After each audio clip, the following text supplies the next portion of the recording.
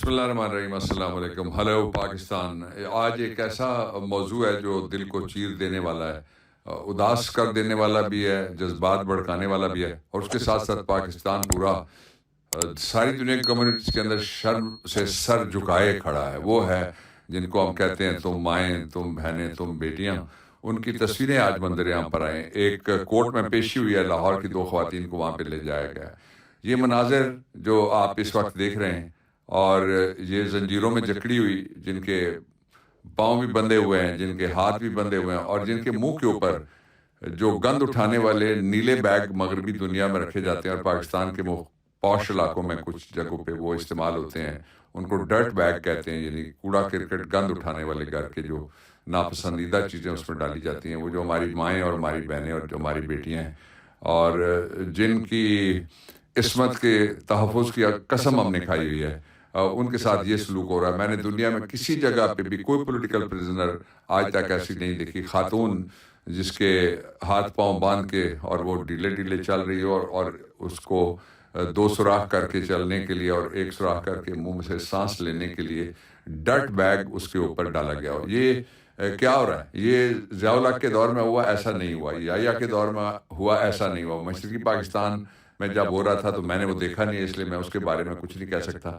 لیکن اس طرح کی قیدی عورتیں وہاں ابھی تک میں نے کوئی امیج پاکستان کی پوری 75 سالہ تاریخ میں نے نہیں کبھی دیکھا کہ جن کے ساتھ جو عورتیں، خواتین، میں نے کئی کیسز بھی کیے ہیں، کئی نہیں بلکہ بے شمار کیسز کیے ہیں، قتل میں بھی خواتین آ جاتی ہیں، ڈرگ میں بھی خواتین آ جاتی ہیں، اور باقی جرائم میں بھی آ جاتی ہیں خواتین۔ آپ کو یاد ہے کہ بے شمار بڑے بڑے لوگ جو ساری دنیا کو وانٹڈ تھے، ان کے فیملیز بھی پاکستان سے پکڑی گئیں، ان کے ساتھ پکڑی گئی۔ دنیا کے دوسرے ممالک سے بھی فیملیز اور بچے پکڑے جاتے ہیں، لیکن عورتوں اور بچوں کے ساتھ رحم کا سلوک نہیں کیا جاتا، بلکہ احترام کا سلوک کیا جاتا ہے، اور ان کے ساتھ ادب سے پیش آیا جاتا ہے۔ لیکن یہ پاکستان کو آج یہاں پہنچا دیا گیا ہے کہ یہ bar association Lahore high court نے بھی ان عورتوں کی رہائی کا مطالبہ کیا، اور جو بار وہ بھی بولیں گے، یقیناً میں بھی بول رہا ہوں کہ فوری طور پہ ان ساری خواتین کو، کل بھی میں نے کہا تھا، رہا کر دیا جائے۔ اور یہ جو عفت مآب بیٹیاں ہیں، ان میں سے کوئی بھی کرمنل نہیں ہے، ان میں سے کوئی بھی گڑبڑ والا نہیں ہے معاملہ، اور وہ ایک احتجاج تھا، کسی نے اگر غلط کیا تو غلطی کی اصلاح کرنے کے لیے قانون موجود ہے، بدسلوکی کی اجازت نہیں ہے۔ اس کے ساتھ کچھ ایسی گرافک ویڈیوز ہیں جو ہم اپلوڈ ہی نہیں کر سکتے، وہ مجھے ملی ہیں مختلف جگہ سے۔ پولیس جو کسٹوڈیل ٹارچر کر رہی ہے، بچوں کے اوپر کر رہی ہے، اور وہ ٹارچر کے ٹولز ہیں جو میرے خیال میں نازی جرمنی کے زمانے میں، اور جب روس کے اندر بھی شکایت ہوتی تھی، باقی جگہ بھی، ابو غریب کا جیل بہت مشہور ہے جہاں پہ لوگوں کو ننگا کیا گیا پہلی بار، اور اس کی تصویریں بنا کے لوگوں کی ادھر ادھر بھجوائی گئی، اور اس کے ساتھ خواتین کے ساتھ بھی وہاں پہ یہ ابو غریب جو ہے وہ جیل، یہ ایک جو دارالخلافہ ہے بغداد، ہمارے برادر اسلامی ملک عراق کا، اس کے اندر ہوا تھا یہ واقعہ۔ تو یہ لوگوں میں ایک سینس آف انسیکیورٹی، فیئر، لیکن اس سے یقین کیجئے آپ، میں آپ کو پورے خلوص دل سے اور ملک کے لیے درد دل رکھتے ہوئے میں بات کرنے لگا ہوں کہ اس سے کوئی انسیکیورٹی پیدا نہیں ہوتی، اس سے کوئی خوف پیدا نہیں ہوتا، اس سے بغاوت پیدا ہوتی ہے، اس سے نفرت پیدا ہوتی ہے، اس سے حقارت پیدا ہوتی ہے، اور اس سے ایک ذہنی خلفشار لوگوں میں وہ تو پیدا ہو سکتا ہے، لیکن اس کے ذریعے سے نہ کوئی پاکستان کو سکون مل سکتا ہے، اور نہ ہی پاکستان کی معیشت ٹھیک ہو سکتی ہے، نہ پاکستان کی سیاست ٹھیک ہو سکتی ہے، اور نہ ہی پاکستان کسی ایک پیج پہ آ سکتا ہے۔ یہ تقسیم کی سیاست ہے، یہ کرنے والے خود اپنے آپ کو تاریخ میں اس برے نام سے یاد کروائیں گے جو نام اس سے پہلے کسی کو بھی نہیں ملا۔ اس لیے اس سلسلے کو فوراً روکے، تو میں ڈیمانڈ کرتا ہوں کہ فوراً ساری خواتین کو رہا کر دیا جائے۔ اس کا ایک اور پہلو بھی ہے، وہ پہلو یہ ہے کہ یہ سارا ہو کیوں رہا ہے؟ ایک پارٹی ہے جو الیکشن کا مطالبہ کر رہی ہے، اس کا لیڈر ہے جو الیکشن کا مطالبہ کر رہا ہے، وہ لیڈر عمران خان 27 سال سے پرام جدوجہد کر رہا ہے۔ اس کے بارے میں ایک جھوٹا پروپیگنڈا جو کیا گیا، میں آج اس کا جواب دے دیتا ہوں۔ جھوٹا پروپیگنڈا یہ کیا گیا عمران خان کے بارے میں کہ اس نے یہ جو واقعات ہوئے تشدد کے، اس کے بارے میں کوئی موقف ہی نہیں دیا، اور نہ ان کی کوئی مذمت کی۔ یہ اتنا بڑا جھوٹ ہے جتنا بڑا جھوٹ بول کے نواز شریف دوائی لینے کے لیے باہر گیا تھا ابھی تک واپس نہیں۔ یہ اتنا بڑا جھوٹ ہے جتنا بڑا جھوٹ بول کے شہباز شریف نے کہا تھا کہ میں کپڑے بیچ کے آپ کو سستا آٹا دوں گا۔ یہ اتنا بڑا جھوٹ ہے جس طرح سے اسحاق ڈار نے کہا تھا میں ڈالر آپ کو 100 روپے پہ دکھا واپس لا کے دکھاؤں. یہ اتنا بڑا جھوٹ ہے. جس طرح سے جو سیف الزدہ رجیم چینج تھا اس کو جمہوریت کہا گیا, اور یہ اتنا ہی بڑا جھوٹ ہے جتنا بڑا جھوٹ اس وقت پاکستان کی قوم کے ساتھ یہ بولا جا سکتا ہے کہ پاکستان میں سارے محفوظ ہیں. اگر سارے محفوظ ہیں تو پہلا سوال میں یہ اٹھاتا ہوں, اگر سب کی جان کو خطرہ نہیں ہے پاکستان کے اندر تو پھر عمران ریاض کہاں ہے؟ جو محفوظ ہے تو بتایا جائے کہ کس جگہ پہ وہ محفوظ ہے. اس کا دوسرا جو پہلو میں آپ کے سامنے رکھنا چاہتا ہوں وہ بھی بڑا دردناک پہلو ہے. اس کی بھی ایک پکچر ہے جو میرے پاس ہے, وہ میں شیئر نہیں کرنا چاہتا تھا, لیکن جو ہو رہا ہے یہ جاننا آپ کا حق ہے, اور اس لیے میں وہ پکچر آپ سے میں شیئر کرتا ہوں. وہ سمیع ابراہیم کی پکچر ہے. سمیع ابراہیم کا بیک گراؤنڈ کیا ہے میں آپ کو بتاتا ہوں کہ سمیع ابراہیم میں 2012 میں, اس سے پہلے میری اس سے ملاقات تھی, اور میرے ساتھ وہ بلکہ ہنستے ہیں جب بھی ہم ملتے ہیں تو کہتے ہیں کہ میری فٹنس کی وجہ آپ ہے, میں نے واک پہ ان کو لگایا اپنے ساتھ اور ہائیکنگ پہ ان کو لگایا. میرے اچھے ان سے تعلقات تھے. پھر میں 2010 میں گیا امریکہ کے اندر, تو نیو یارک میں اقوام متحدہ کے دفتر میں سرکاری طور پہ میں اس وقت گیا تھا. تو وہاں پہ انہوں نے مجھے انٹرویو کیا تھا. وہ جنگ اور دا نیوز اور جیو گروپ کے ساتھ وابستہ ہوتے تھے. ان کی جو بیگم صاحبہ ہیں وہ نیو یارک کے اندر ہیں اور امریکن ہیں, ان کے بچے بھی, اور وہ بھی کبھی کبھی وہ ملنے کے لیے جاتے ہیں, لیکن وطن کی محبت کے وہ ایسے قیدی اور ایسے اسیر ہیں کہ وہ پاکستان سے باہر نہیں نکل سکتے. وہاں ان کی بہت اچھی, ایک اور میرے کالج کے زمانے کے جاننے والے وہ ڈان میں آج کل غالباً, وہ اس زمانے میں وہ بھی تھے, وہ بھی نیوز کے ساتھ اس وقت وابستہ تھے. ان کا نام انور اقبال, پہلے انور غازی وہ لکھتے تھے کالج کے زمانے میں, اسکول کے زمانے میں.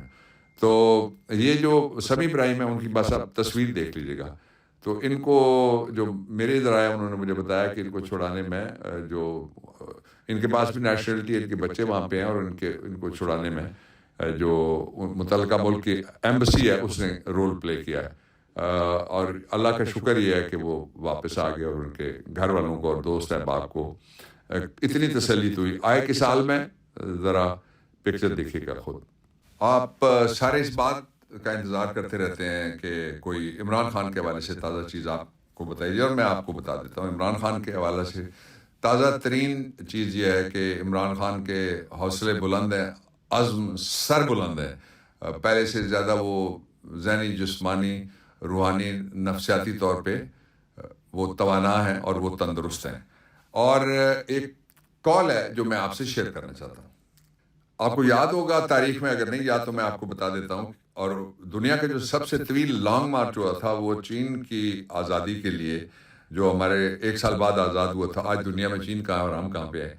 تو اس وقت جو چیئرمین ماؤ تھے, جن کو کہتے تھے, ان کا نام ماؤ چے تونگ تھا, انہوں نے ایک طویل لانگ مارچ کے دوران اپنے کامریڈز جو ان کے ساتھ تھے لوگ, ان سے پوچھا کہ ہم کمزور ہوئے ہیں یا طاقتور ہوئے ہیں, ہم کمزور ہوئے ہیں یا طاقتور ہوئے ہیں. میں یہ پاکستانی قوم کو مخاطب کر کے کہہ رہا ہوں, یہ لفظ ماؤ زے تونگ کے ہیں اور میری زبان سے میں آپ سے مخاطب ہوں. انہوں نے کہا, ماؤ زے تونگ نے طویل لانگ مارچ کے دوران, کہ کامریڈوں بتاؤ ہم کمزور ہوئے ہیں یا طاقتور. ایک کامریڈ نے بڑی مایوسی سے کہا, پہلے ہم لاکھوں میں تھے اب ہم ہزاروں میں, اس کا مطلب یہی ہوا کہ ہم سارے کمزور ہو گئے ہیں. ماؤ مسکرا دیے, انہوں نے گردن بلند کی, کہنے لگے تمہیں غلط فہمی ہوئی ہے کامریڈ, ہم پہلے سے زیادہ طاقتور ہو گئے ہیں, کیونکہ جتنے بھی کمزور عناصر تھے وہ ہمیں چھوڑ کر چلے گئے, اب صرف مضبوط افراد رہ گئے ہیں. عمران بھی 100% نہیں 110% ایسے ہی سوچتے ہیں. آپ نے ان کا ٹویٹ دیکھا, وہ میں آپ سے شیئر کرتا ہوں, ذرا اس کو بھی دیکھ لیجئے. اور جو آنے والے حالات ہیں ان میں کوئی دوسرا مستقبل اس ملک کا نہیں ہے سوائے آئین کے اوپر عمل کرنے کے, اور سوائے آئین وقت اس کے مطابق الیکشن کرانے کے, اور سوائے عوام کو یہ رائٹ دینے کے. ظلم, تشدد, دھونس, دھاندلی, خون, کسٹوڈیل ٹارچر, یہ سارا کچھ ملا کے بھی یہ لوگوں کی رائے کا متبادل نہیں ہو سکتا, نہ رائے تبدیل کی جا سکتی ہے.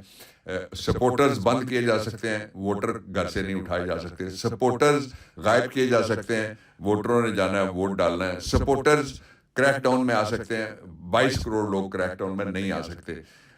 جو عمران خان ہے اس کی ہر روز کی بنیاد کے اوپر اس ملک سے میں نام نہیں لینا چاہتا. میں آپ دیکھیں ذرا میرے کامنٹ باکس میں جائیں کہ کس کس ملک سے لوگ کیا کیا مجھے کہتے ہیں کہ ہم عمران کے لیے مجھے کسی طرح ویزا دلوا دو, میں اپنی جان دینے کے لیے اس کے لیے تیار ہوں, اس لیے کہ دنیا ساری میں وہ اسلامو فوبیا کے خلاف کھڑا ہونے والا مسلم آئیکن لیڈر ہے, صرف لیڈر نہیں ہے. تو یہ آزادی ہمیں کیوں ملی تھی؟ میں آزادی کے دور کا ایک شاہکار آپ کے ساتھ شیئر کر کے آج کی بات میں ختم کرنا چاہتا ہوں. یہ جو آزادی دی تھی قائد اعظم نے, اس پہ ہم نے کہا تھا یوں دی ہمیں آزادی کہ دنیا ہوئی حیران, اے قائد اعظم تیرا احسان ہے احسان. ہر سمت مسلمانوں پہ چھائی تھی تباہی, ملک اپنا تھا اور غیروں کے ہاتھوں میں تھی شاہی. ایسے میں اٹھا دین محمد کا سپاہی, اور نعرہ تکبیر سے دی تو نے گواہی. اسلام کا جھنڈا لیے آیا سرے میدان, اے قائد اعظم تیرا احسان ہے احسان. دیکھا جو اقبال نے ایک خواب سہانا, اس خواب کو ایک روز حقیقت ہے بنانا. یہ سوچا جو تو نے تو ہنسا تجھ پہ زمانہ, ہر چال سے چاہا تجھے دشمن نے ہرانا. مارا وہ تو نے داؤ کے دشمن بھی گئے مان, اے قائد اعظم تیرا احسان ہے احسان. اور عمران کی طرح لڑنے کا دشمن سے عجب ڈھنگ نکالا, نہ توپ نہ بندوق نہ تلوار نہ بھالا. سچائی کے انمول اصولوں کو سنبھالا, جنا تیرے پیغام میں جادو تھا نرالا. ایمان والے چل پڑے سن کر تیرا فرمان, اے قائد اعظم تیرا احسان ہے احسان. اس سارے نظام کی اجتماعی موت ہونے جا رہی ہے جب یہ پی ڈی ایم کی گورنمنٹ ختم ہوگی, اور اس میں رہ گئے صرف 10 ہفتے. اس لیے کہ یہ ظلم کا نظام جس میں 14 زہریلی جڑی بوٹیاں, میں پہلے دن سے کہہ رہا ہوں, وہ شامل ہیں. انہوں نے لوگ مردوں کو دشمنی میں مار دیتے ہیں, قتل مقاتلے کے بدلے میں مار دیتے ہیں, لیکن عورت کے اوپر کبھی ہاتھ نہیں اٹھاتے. یہ ذلت اس غیر منتخب ٹولہ جو سائفر کی سازش کے رجیم کے چینج کے نتیجے میں آیا تھا, ان کے حصے میں لکھی تھی. پاکستان کا مستقبل انشاءاللہ روشن ہے. پاکستان زندہ باد.